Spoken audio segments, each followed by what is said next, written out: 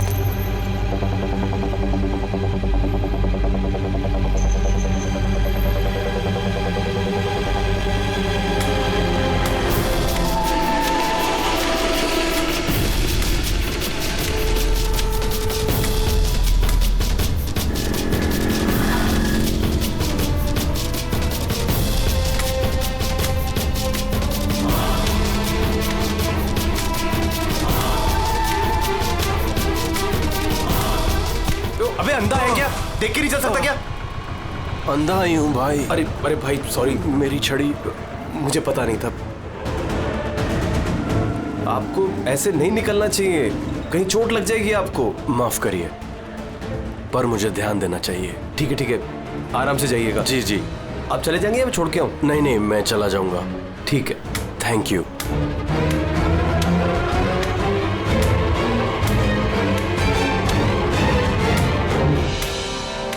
क्या हो गया यार, ये इतना दर्द क्यों हो रहा है?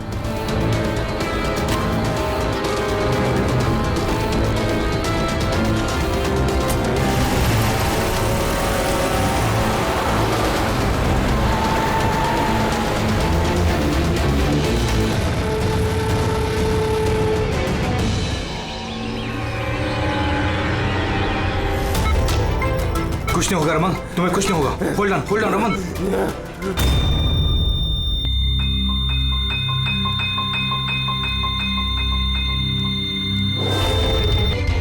Oh my God, he's dead. और इनकी मौत नेचुरल भी नहीं है। अब क्या? I know Priya, it's a murder. और मैंने डॉक्टर सालुंके को इस केस के बारे में सब कुछ पहले से बता दिया था। अब तक तो उन्होंने फाइंड आउट कर भी लिया होगा कि रमन की मौत की वजह क्या होगी। रमन की मौत जहर से हुई है? हाँ बस, बहुत खतरनाक जहर है। ये पहले इंसान के दिमाग पर असर करता है। पहले डिलेरियम, फोटोफोबिया, एमनेशिया। उसके बाद ये जहर इंसान के बाकी के अंगों पर असर करता है। बाकी के अंग धीरे धीरे काम करना बंद कर देते हैं और इंसान की मौत हो जाती है। सर साहब, इसका कोई एंटीडोट तो होगा ना? हर जहर का एंटीडोट होता है फ्रेडी, लेकिन उसके लिए हमें उस जहर के बारे में पूरी जानकारी होनी चाहिए। बस ये जहर आसानी से पकड़ में नहीं आता है। मुझे भी बहुत सारे टेस्ट करने पड़े इसे ढूंढने के लिए। सर, जहर दे के मारना एक अलग बात है, और ऐसा जहर देना जिससे इस तरह तड़प तड़प के मरे, ये जरा चौंकाने वाली बात नहीं लगती? लेकिन ये जो भी कोई है, ऐसी नफरत करता था रमन के साथ कि उसने उसे ऐसी खतरनाक मौत दे दी। समझ में नहीं आता कौन हो सकता है ये, कौन होगा? कोई भी हो सकता है सर, रमन को जुए की लत थी। क्रिकेट, रेस कोर्स, सट्टा, हर तरह का जुआ। और इसी चक्कर में वो 5 करोड़ के कर्जे में था। 5 करोड़? 5 करोड़? हाँ सर, उसको धमकी भरे मैसेजेस भी आए थे। उसके फोन रिकॉर्ड्स में ऐसे कई सारे मैसेजेस हैं जो उसको बुकीज और सट्टेबाजों ने भेजे। ये देखिए। सर हो सकता है इन्हीं में से किसी की धमकी सच साबित हो गई होगी। पता नहीं, पर जिस तरह से इसको मारा है सर, लगता तो नहीं है किसी बुकी का काम है। फिर भी इन्हें बुलाना तो पड़ेगा, शायद कुछ पता चल जाए। हाँ। Hello ACP Pradyuman. अच्छा ठीक है। आप रमन का चचेरा भाई हितेन। हितेन, किसी ने रमन का खून कर दिया है। क्या लगता है आपको किसने किया होगा? मुझे नहीं पता सर, सिर्फ बुरे काम का बुरा नतीजा। एक ना एक दिन तो ये सब होना ही था सर। अब किसने किया, कैसे किया, ये तो नहीं पता सर, लेकिन इतने सारे लोगों से दुश्मनी, इतने सारे लोगों का कर्जा, उन्हीं में से किसी ने अच्छा, आपके अलावा परिवार में इनका और कौन है? माँ है इसकी, लेकिन अब वो कहाँ पर है ये मुझे नहीं पता। ठीक है हितेन, हमारी इन्वेस्टिगेशन अभी चल रही है, तो बॉडी अभी यहीं रहेगी हमारे पास। आप अपना कॉन्टैक्ट नंबर वहाँ लिखवा दीजिएगा, जरूरत पड़ेगी तो आपको तकलीफ देंगे। जी सर।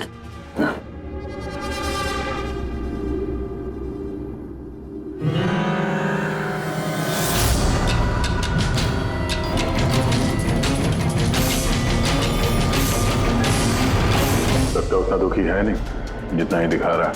हाँ, बॉडी ले जाने की जल्दी नहीं थी, जैसे ही बोला जाओ तो निकल गया। कोई पूछताछ नहीं कब मिलेगी बॉडी। गड़बड़ है ये हितेन, बड़ी गड़बड़ है।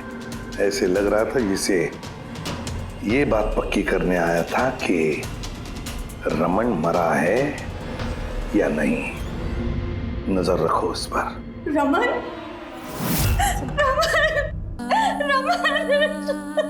मैम, आप बेटा है मेरा रमन, माँ मैं इसकी वसुंधरा।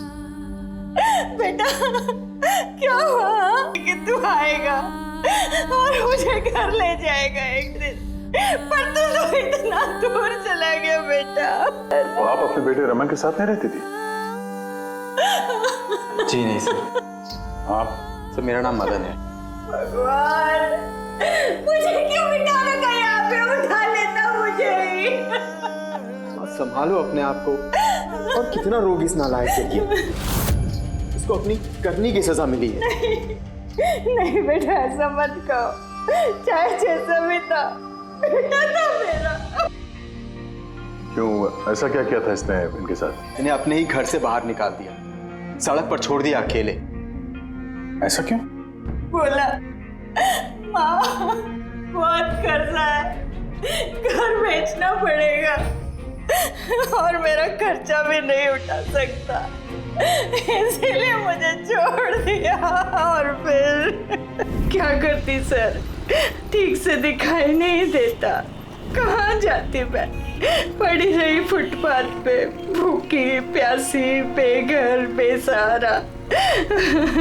फिर शायद भगवान को दया आ गई और उसने उस फरिश्ते को भेज दिया। उसका चेहरा तो नहीं देखा मैंने, लेकिन उसने मुझे अपने साथ चलने के लिए कहा और मैं चली गई। एक बड़ा आदमी मुझे इसके पास ले गया। सर, दरअसल मेरी एक संस्था है, संयुक्त वृद्धाश्रम। हम वहाँ पर कोशिश करते हैं कि इन जैसे बुजुर्गों को घर जैसा प्यार और सम्मान मिल सके। माँ जी मुझे वृद्धाश्रम के गेट पर मिली थी एक चिट्ठी के साथ, जिसमें लिखा था कि इनका ख्याल रखना। बस उसी दिन से संयुक्त वृद्धाश्रम इनका घर बन गया। आज सुबह लैंडलाइन पे फोन आया कि इनके बेटे की मौत हो गई है। बस इनसे रहा ही नहीं किया। माँ है ना। मेरी आपसे विनती है, इसके कातिलों को छोड़ना मत सर, जरूर सजा दिलवाना सर, जरूर सजा दिलवाना। देखिए माँ जी, मैं आपसे वादा करता हूँ, हम रमन के कातिल को नहीं छोड़ेंगे, उसे कड़ी से कड़ी सजा दिलवाएंगे। आप प्लीज चिंता मत कीजिए। थोड़ा ख्याल रखिए अपना। मदन, इनका ख्याल रखना। और एक बात, किसी भी चीज की आप लोगों को जरूरत पड़े तो हमें जरूर याद करना। कमाल है तारिका, हॉस्पिटल के डॉक्टर्स की रिपोर्ट के हिसाब से इसकी जांघ पर ये जो निशान है ना, ये या तो किसी एलर्जी का है या फिर किसी जहरीले कीड़े मकोड़े के डंक का निशान है।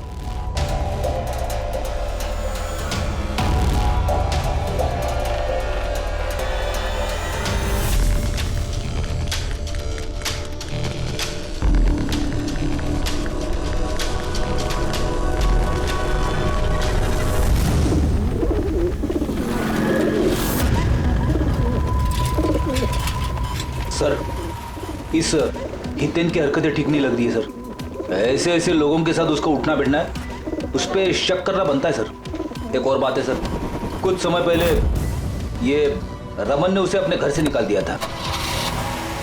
अब रमन के मरने के बाद वो उसकी प्रॉपर्टी हड़प करने की कोशिश कर रहा है सर। सर एक मिनट, यहाँ आएंगे प्लीज।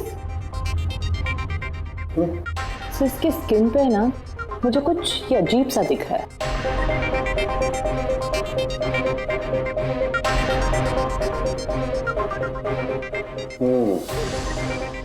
तारिका, ये जो अजीब सी चीज है ना, दरअसल ये पैराफिन है। पैराफिन? मोम। अरे तो इसका मतलब वो जहर इसके थाई में नहीं इंजेक्ट किया गया? किया गया, वो जहर इसकी थाई में ही इंजेक्ट किया। तो फिर ये मोम कहाँ से आया? मोम कहाँ से आया? तारिका, यहाँ से खूनी ने जहर इंजेक्ट किया। दरअसल ये जहर मोम से, पैराफिन से कोटेड था, इसीलिए इसकी इस चमड़ी पर भी और इसके खून में भी हमें पैराफिन मिला है। क्योंकि खूनी नहीं चाहता था कि ये जहर तुरंत इसके शरीर में जाकर के असर दिखाए, इसलिए उसने इसे कोट कर दिया। और ये जो जहर है एस्कोमाइन, ये एक बायो पॉइजन है, जैविक जहर। खूनी ने इसे मोम से कोट किया, इसके शरीर में इंजेक्ट किया और फिर इसके शरीर की गर्मी से मोम पिघलने लगा और वो जहर इसके खून में मिलकर के अपना असर दिखाने लगा। मतलब ये जहर किसी लिक्विड फॉर्म में नहीं बल्कि पैलेट यानी छोटी गोली के फॉर्म में इसके शरीर में डाला गया है। एग्जैक्टली।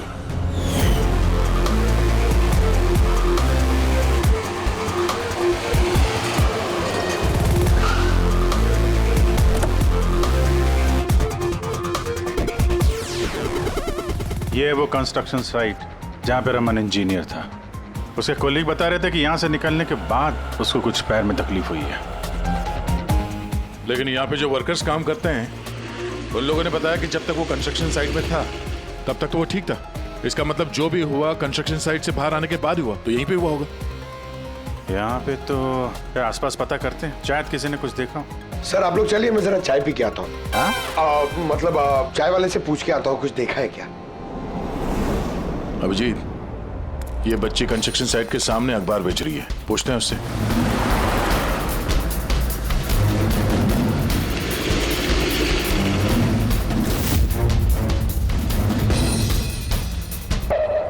क्या नाम है बेटा आपका? चुटकी। चुटकी। अच्छा बेटा, जरा ये देखो, ये फोटो देखो ध्यान से। इनको जानती हैं आप, पहचानती हैं?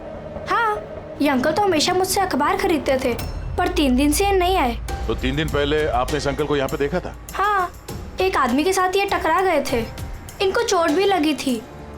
वो आदमी बहुत अजीब था। अजीब मतलब? ओ, अबे अंधा है क्या? देख के नहीं चल सकता क्या? अंधा ही हूँ भाई।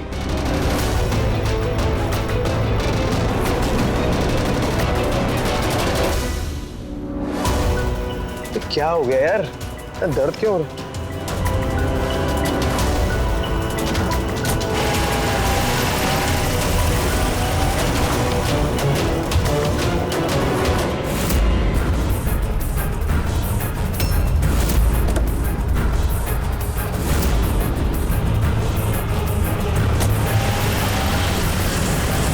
तो अंधा नहीं था और उसी ने हमला किया रमन पे। अच्छा बेटा, आप वो जो अंकल थे उनको पहचान सकते हो? देखा था आपने उनको ठीक से? नहीं। अच्छा, वो कार का नंबर देखा आपने? नहीं अंकल, वो अंकल को कार चलाते देख मैं एकदम चौंक गई थी, इसलिए कार का नंबर याद नहीं है। पर क्या बात है अंकल, इंजीनियर अंकल ठीक तो है ना? नहीं बेटा, उन्हें कुछ नहीं हुआ। वो अभी किसी दूसरे कंस्ट्रक्शन साइट पे चले गए, अब वो यहाँ पर नहीं आएंगे। Thank you. आप इस समय अखबार बेच रही हो, स्कूल नहीं जाती आप?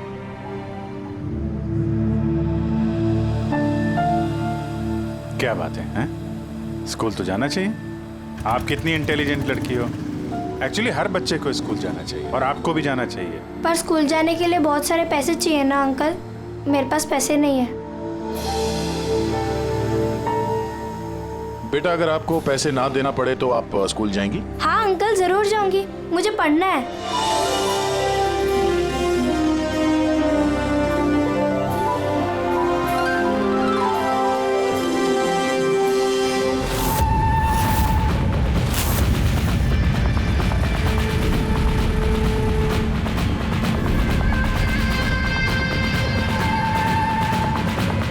समीर, अब तुम्हारी बारी। हाँ बोलो। हाँ यार, तुम्हें एक बार में समझ में नहीं आता है। देखो, मैंने तुम्हें पहले भी कह दिया है कि तुम कुछ भी कर लो, मैं इस खंडहर के लिए एक कौड़ी भी खर्च नहीं करने वाला।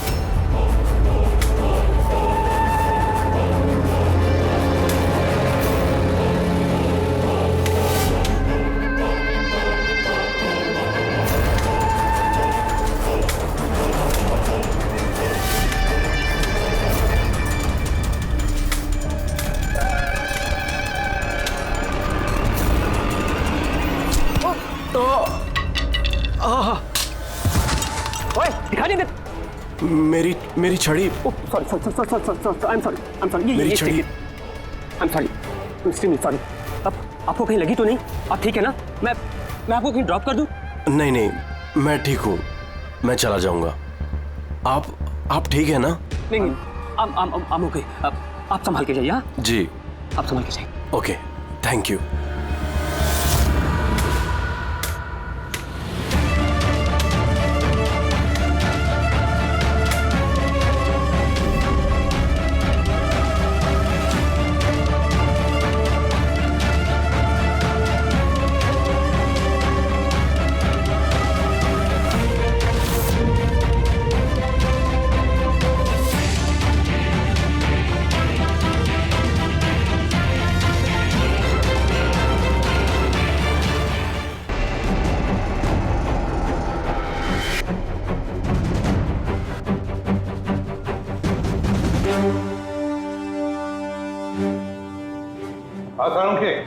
इस आदमी को जो जहर दिया गया ना, वो भी किसी पौधे से ही बनाया गया है। क्या? ये भी किसी पौधे से? हाँ बस, लेकिन ये कौन सा जहर है, ये अभी तारिका पता कर रही है। इस जहर का नाम है रिकिनस कम्युनिस, और ये जहर पहले वाले जहर से भी बहुत ज्यादा तेज और खतरनाक है। रिकिनस? अब ये किसी पौधे का नाम है क्या? हाँ फ्रेडी, ये किसी पौधे का नाम है, और बॉस ये कोई आम पौधा नहीं है, बहुत मुश्किल से मिलता है। और खूनी जो कोई भी हो बॉस, उसे पौधों के बारे में बड़ी अच्छी जानकारी है। हाँ, जानकारी तो होनी चाहिए पौधों के बारे में, तभी तो। लेकिन सर, इन हत्याओं की वजह क्या है? ना तो हमें रमन की हत्या का कारण पता है और ना समीर का, और दूर दूर तक इन दोनों का एक दूसरे से कोई संबंध ही नहीं है। सर, समीर और रमन के बीच में एक चीज तो कॉमन है। क्या? माय गॉड, तो ये है वो कड़ी जो समीर और रमन को जोड़ती है।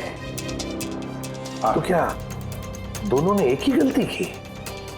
जी सर, रमन की तरह समीर ने भी अपने बूढ़े और कैंसर पेशेंट पिता को घर से निकाल दिया था। हमने उनके बारे में छानबीन की और एक ऐसे शख्स से मिले जिन्होंने समीर के पिता को ढूंढने में मदद भी की और इस केस को एक नया मोड़ दिया। कौन है वो? सर, ये डॉक्टर दिनेश है। Hello sir. कैंसर सेंटर के चोड़ी।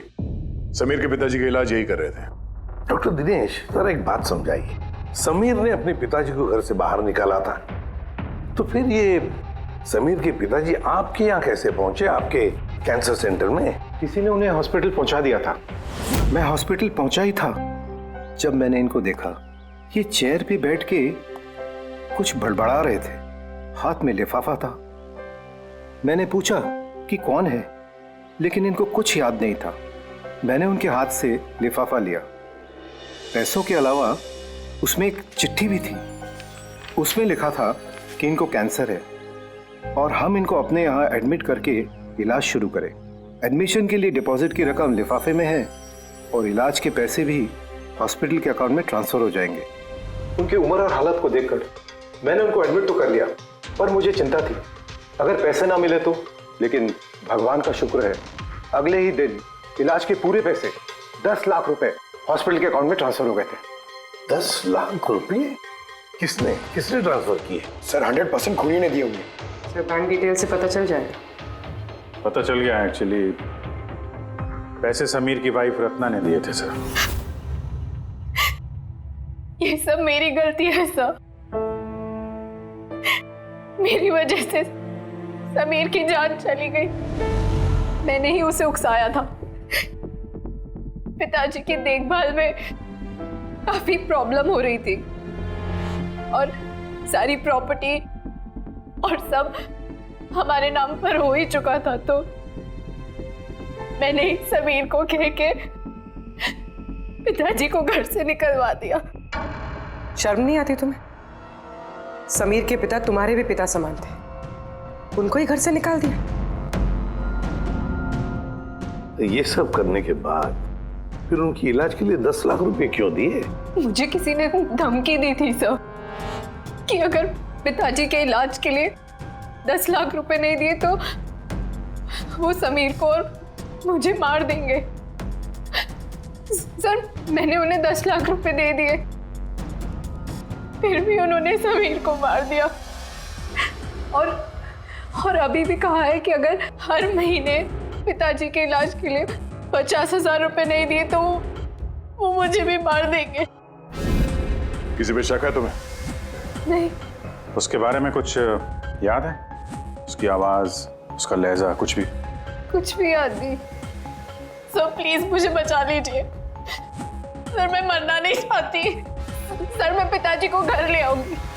मैं उनकी पूरी देखभाल करूंगी, पूरी कोई तकलीफ नहीं होगी। सर आप प्लीज मुझे बचा लीजिए। घबराओ सर प्लीज मुझे बचा। कुछ नहीं होने देंगे तुम्हें हम।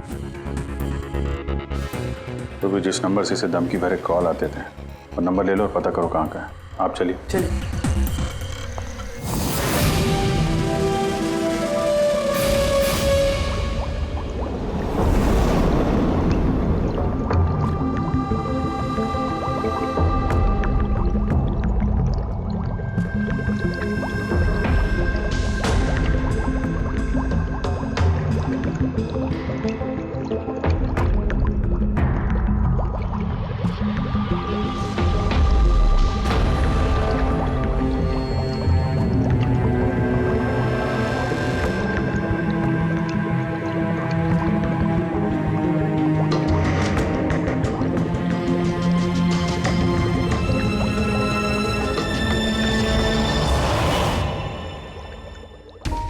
सर हमने इतने सारे एंटीडोट्स बना लिए, लेकिन इसकी क्या गारंटी है कि खूनी इन्हीं में से किसी जहर का इस्तेमाल करेगा? अब कुछ भी हो जाए, हम खूनी का दिमाग तो नहीं पढ़ सकते ना। तुम्हारी बात बिल्कुल ठीक है तारिका, लेकिन एक बात समझो, खूनी इन पौधों का जहर निकाल करके इस्तेमाल कर रहा है। इन पौधों का पहले से भी ज्यादा तेज हर बार। तो हमें हमेशा चौकन्ना रहना पड़ेगा। पता नहीं वो अगली बार कौन से पौधे का जहर किस पर इस्तेमाल करे। पता नहीं किस पर, कब, कहां, कैसे, किस पौधे का, पता नहीं।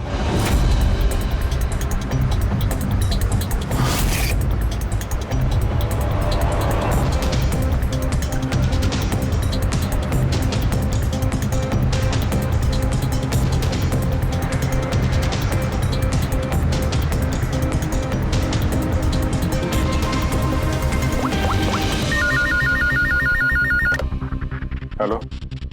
हाँ पूर्वी बताओ। सर वो फोन बूथ जहाँ से कातिल ने रत्ना को धमकी भरे कॉल्स किए थे, वो ये भाईंदर रेलवे स्टेशन के पास है। Bhayandar railway station? वहां तो बहुत भीड़ भाड़ रहती है। जाहिर सी बात है उसने ब्लाइंड मैन के भेस में तो किया नहीं होगा। बड़ा मुश्किल है पता लगाना।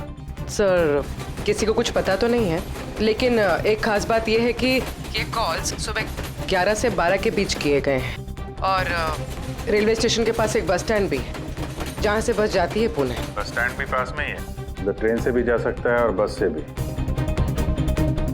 चलो कोई बात नहीं, देखते हैं। भाईंदर, इसका मतलब कि खूनी मुंबई से ही है और सिर्फ समीर का खून करने के लिए पुणे गया था। तो पुणे वो ट्रेन से गया होगा या फिर बस से या फिर कोई प्राइवेट गाड़ी या फिर खुद की गाड़ी से। वही तो सर, खूनी को पता था कि हम लोग रत्ना तक पहुंच जाएंगे और ये कॉल वाली बात खुलेगी, इसलिए वो हमें गुमराह कर रहा है सर। खेल खेल रहा है हमारे साथ। हाँ, खेल खेल रहा है। मगर सर हम लोग खूनी तक पहुंचेंगे कैसे?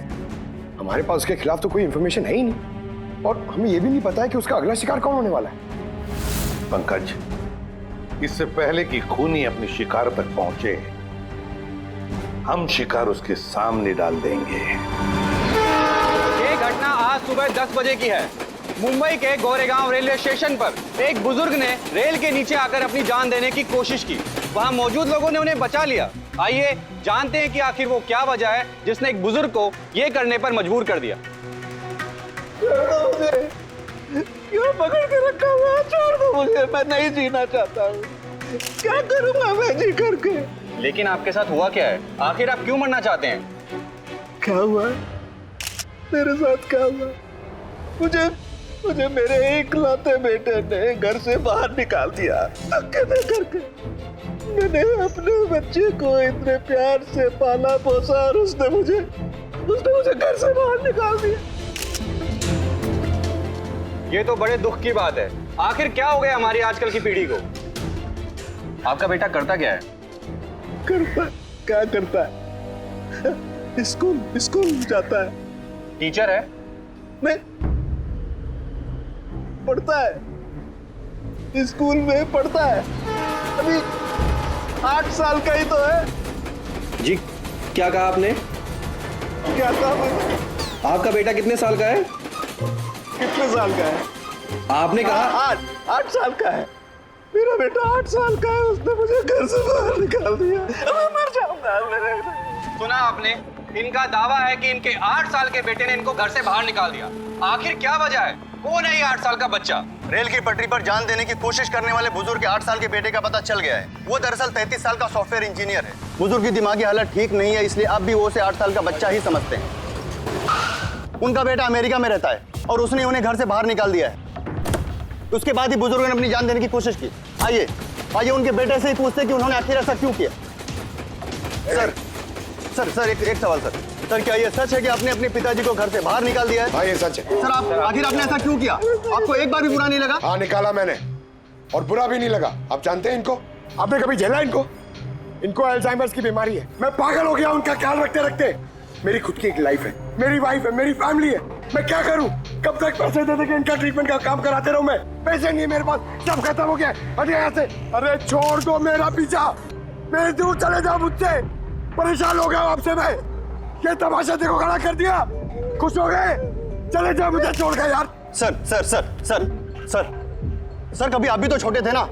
इन्होंने आपको पाल पोस के बड़ा किया, इस लायक बनाया और आपने इन्हें घर से ही बाहर निकाल दिया। तुमको बहुत प्यार आ रहा है? हाँ? जा अडॉप्ट कर ले जाके। दिमाग खराब मत करो मेरा। तुमको जो करना था ना तुमने आके कर लिया बवाल खड़ा। प्यार भी मिल गई ना तुमको, पैसे कमा लिए ना। हटो यहाँ से। तो देखा आपने कि किस तरह एक लड़के ने अपने बाप को घर से बाहर निकाल दिया। अब ये बेचारे बुजुर्ग कहाँ जाएंगे, किसके साथ रह जाएंगे? इन्होंने अपनी सारी पूंजी अपने लड़के पे लगा दी और आज इनके लड़के ने इनको घर से ही बाहर निकाल दिया।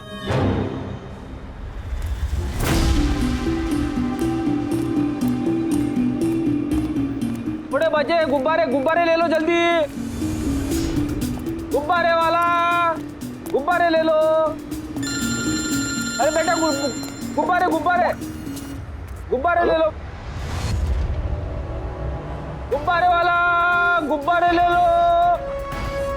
गुब्बारे ले लो।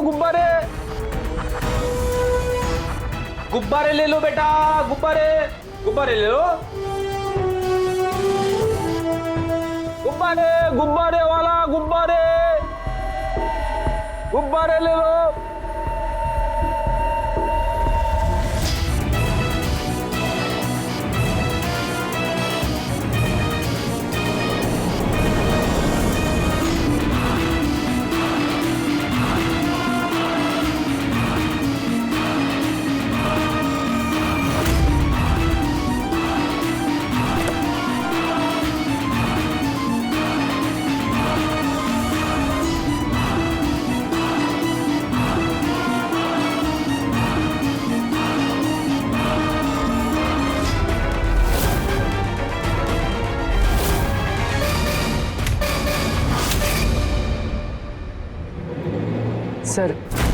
सर एक अंधा बिल्डिंग की तरफ आ रहा है।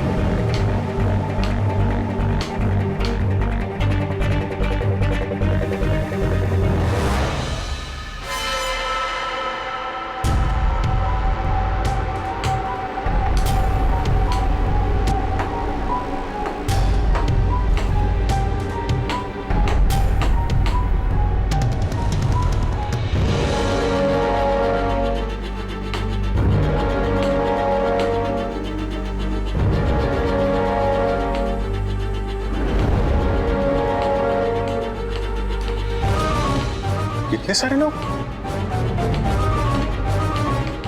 सर, इतने सारे अंधे एक साथ? हमने तो एक सोचा था, यहाँ तो 8-10 निकले। लगता है ये कोई चाल है। आप लोगों को जाना कहाँ है? एक मिनट आप लोग रुकिए। एक मिनट, यहाँ कैसे आ गए आप लोग? आइए। ये आप सब कहाँ हैं आप लोग? यहाँ क्या बात है? क्या हुआ? यहाँ आंखों का फ्री चेकअप होने वाला है। संपत है आप? संपत? उसने ही बुलाया था हम लोगों को। देखिए, यहाँ पे ऐसा कोई शिविर नहीं है। कौन संपत कौन है? किसने बुलाया आपको? उसने ही तो बुलाया था यहाँ।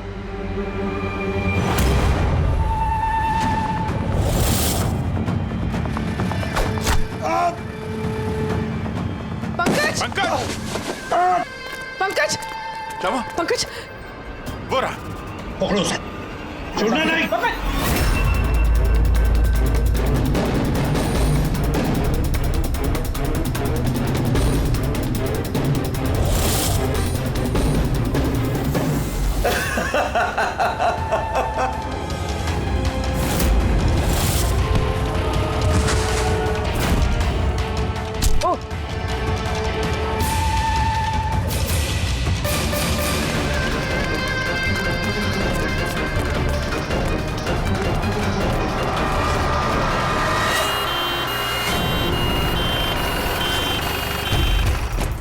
आजा, जल्दी आजा। पंकज, तुझे कुछ नहीं होगा। पंकज, इसे एम्बुलेंस में लेके चलो।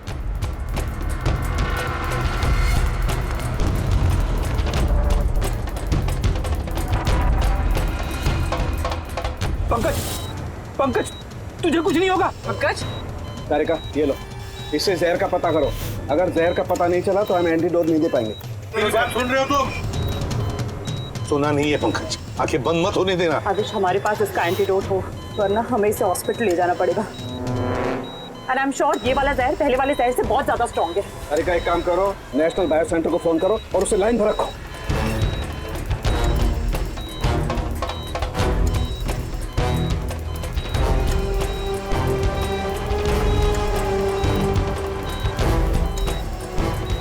Pankaj, don't worry, Pankaj.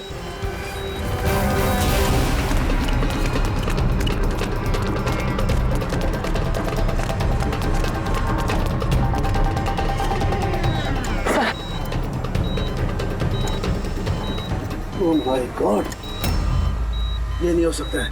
और सूत्र तो जहर ही बदल दिया। लेकिन सर हमारे पास इतने सारे एंटीडोट से कोई ना कोई तो काम करेगा ना। कोई काम नहीं करेगा बॉस, ये पौधे का जहर ही नहीं है, उसने जहर बिल्कुल बदल दिया है। अब क्या होगा सर के? करना कुछ यार। पंकज की ब्रीदिंग, सब ठीक हो जाएगा। हाँ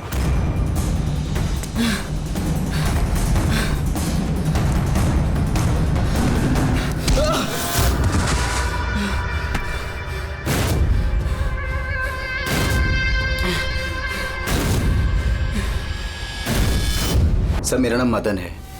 तुमने क्या ये सब? क्यों पड़े हो मेरे पीछे? मैंने जो किया सही किया। लोगों की जान लेना सही है? मैंने सिर्फ बुरे लोगों को सजा दी है सर। जो लोग अपने माँ बाप का ख्याल नहीं रखते ना, उनको इस दुनिया में जीने का कोई हक नहीं होता। जब मेरी माँ की मौत हुई थी तो मेरी दुनिया उछल गई थी। उसी वक्त मैंने इस संयुक्त वृद्धाश्रम की शुरुआत की थी। सर वहाँ पर जितने भी बुजुर्ग माँ बाप आते हैं ना, सब अपने बच्चों के सताए हुए होते हैं। ये देखकर मेरा खून खौल जाता है। मैंने उसी वक्त इस फैसला किया था कि मैं इन सबको सबक सिखाऊंगा, इसीलिए मैं मार देता हूं इनको। क्या गलत किया मैं? सर कुछ करो सर। कुछ नहीं कर सकते जब तक उस जहर का कंपोजिशन नहीं पता लगेगा फ्रेडी, हम कुछ भी नहीं कर सकते। अगर इसे गलत एंटीडोट दे दिया तो ज्यादा खतरनाक होगा यार। सर पंकज की हालत तो बिगड़ती जा रही है। सर पल्स गिर रही है, हॉस्पिटल ले जाना पड़ेगा। हॉस्पिटल जाके कुछ नहीं होगा, हमारे पास इतना वक्त नहीं है वहां जाकर टेस्ट करें। मुझे इस जहर का नाम चाहिए यार। पंकज। हेलो। हाँ सर, हाँ सर, पकड़ा गया सर। खूनी मदन है। हाँ जहर हम पता करते हैं। कभी पता नहीं चलेगा तुमको, कभी पता नहीं चलेगा तुम लोगों को। उसने भी पापा को सताया। मदन गाड़ी। Oh no. Madan Madan Madan Madan ambulance बुलाना पड़ेगा जल्दी। नहीं सर, कोई फायदा नहीं है।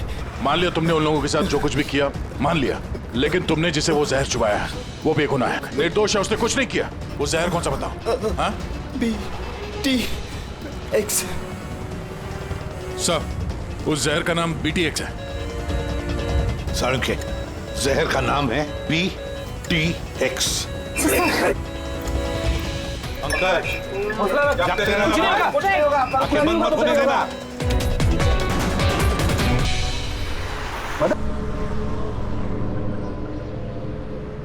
बस हो गया, you'll be all right। बस अब पंकज को कुछ नहीं हो सकता है, कुछ भी नहीं। Welcome my boy. घबराओ मत, कुछ नहीं होगा तुम्हें। तुम आदमी अच्छे थे मदन, लेकिन तुमने जो किया वो सही नहीं था। ये तो चला गया अभिजीत, तो चाहे कुछ भी हो जाए, इसका वो वृद्धाश्रम बंद नहीं होने देंगे।